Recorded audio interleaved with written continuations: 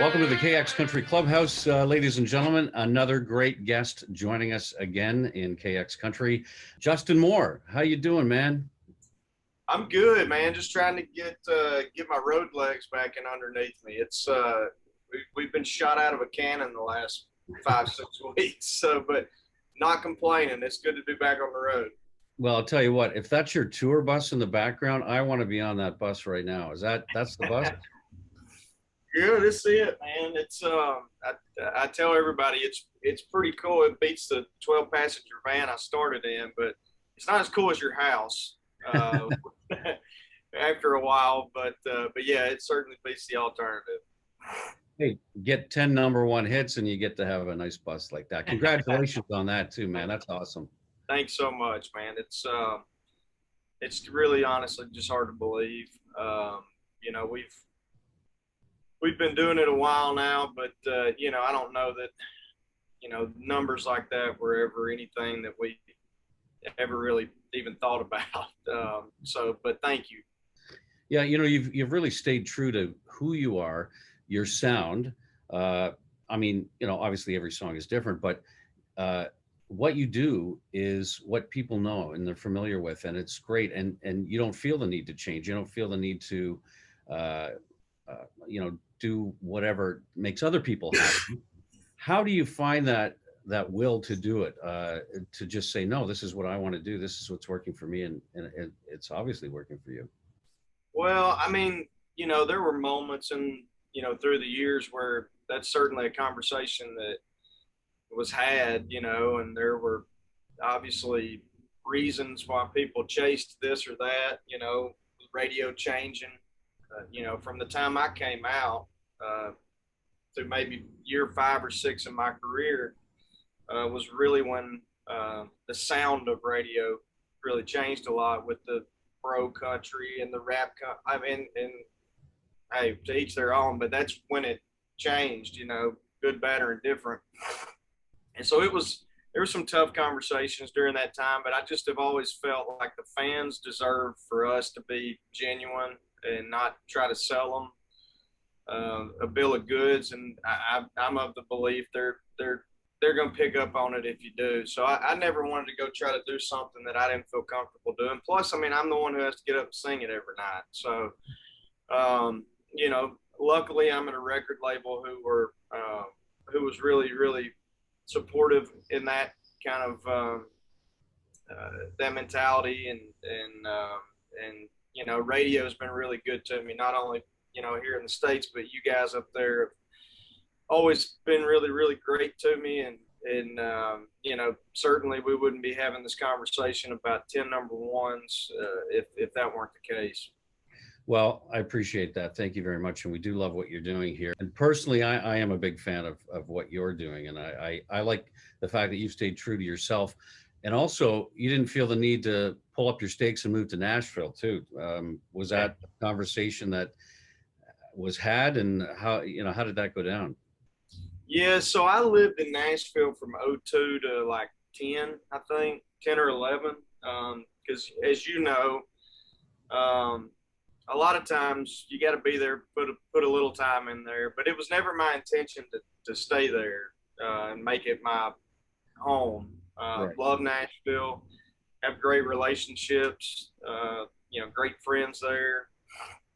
But when my wife and I had our first daughter, who's 11, almost 12, it was just super important for us to be back home and have them grow up around their grandparents.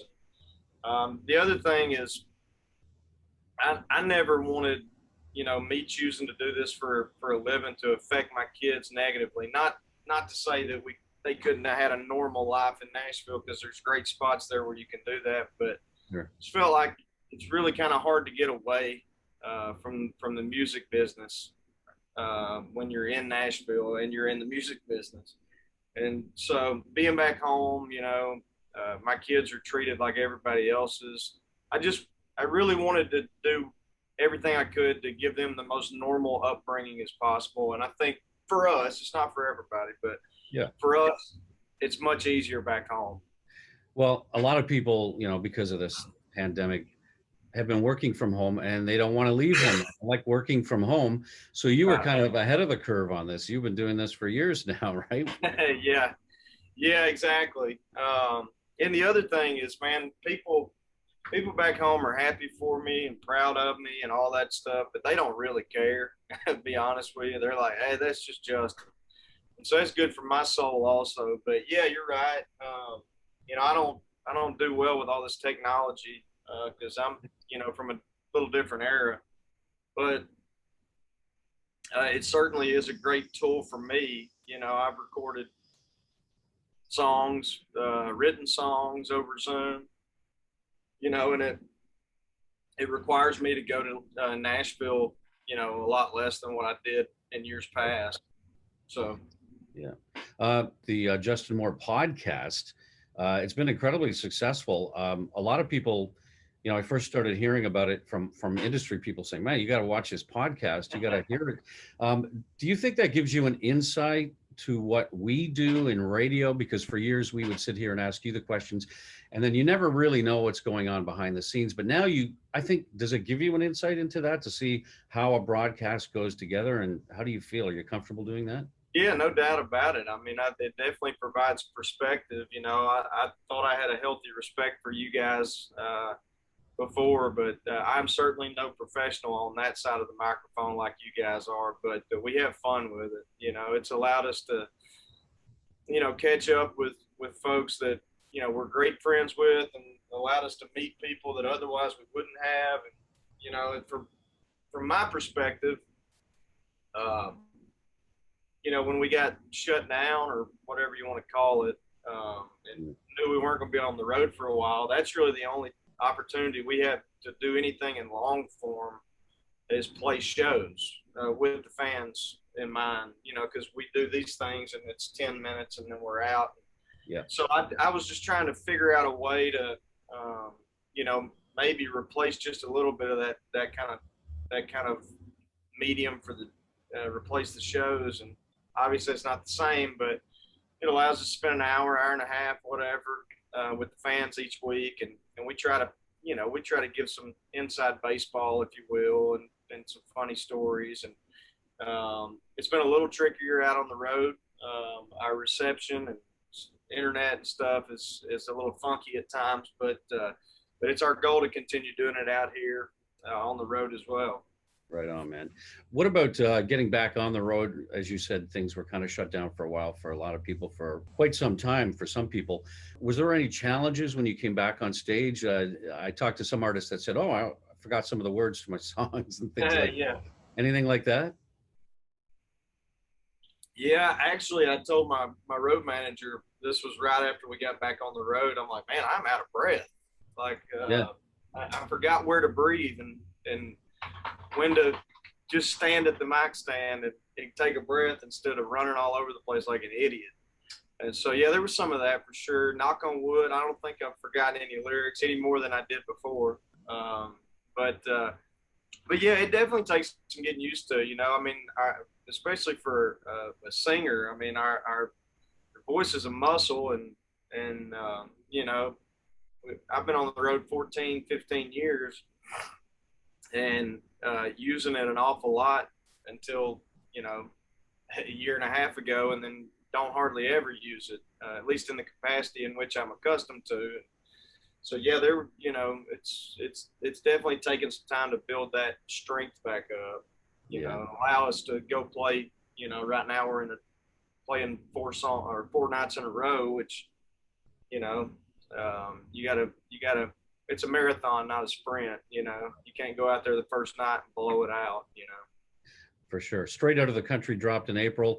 As you know, in this business, we're always looking forward. Let's look forward 6 months, a year. What's going to be happening for Justin Moore musically? Yeah. We actually have another new album that's just about finished, to be honest with you. When we wrote Straight Out of the Country and the prior album, Late Nights and Long Necks, we had enough for like 3 albums. And we thought, should we put it all out together? Because I know some artists have done that, or should we just break them up into maybe like 3 different ones? And we chose to go the latter.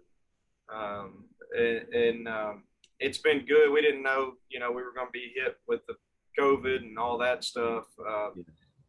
So it was good because it allowed us to put new music out while we were at home, and then it also tease us up for this album. I don't know when it'll come out. The next single to radio will be from that newer album though, so I don't know what it's called. I don't know when it's coming out, but I know it's almost ready. So. Well, I know that We Didn't Have Much was the single that did it for you, 10th #1 hit. And we just want to say on behalf of all Canadians up here, congratulations. And we look forward to seeing you very soon. We really Likewise, man. I really appreciate your time and compliments. And we love coming up there. Hopefully we can make it happen again soon. Thank you. Justin Moore in the KX Country Clubhouse. We appreciate it.